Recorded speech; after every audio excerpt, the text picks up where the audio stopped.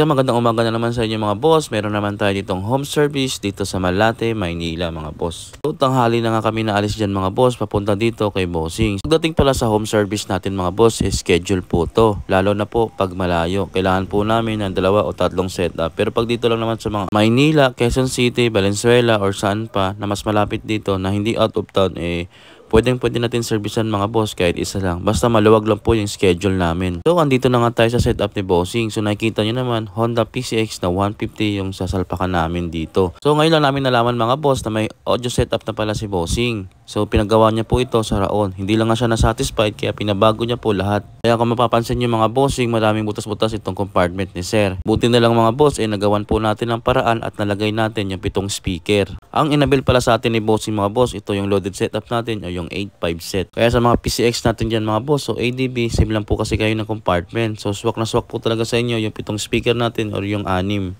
Hindi po kayo ma-worry mga boss, tipid po sa battery itong setup at solido po yung mismong tunog. Lalo na po pag stock po yung mismong kumpuan ninyo. Kaya kung nanonood ka sa video na ito mga boss, tuloy mo hanggang dulo para makita mo at i-soundcheck natin itong setup natin sa Honda PCX 150 ni Bossing.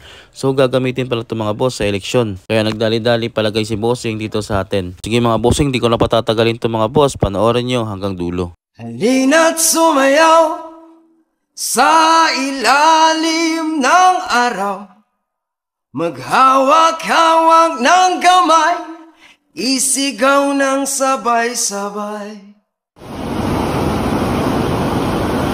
Halina't sumayaw sa ilalim ng araw, maghawak-hawak ng kamay, isigaw ng sabay-sabay. Kapayapaan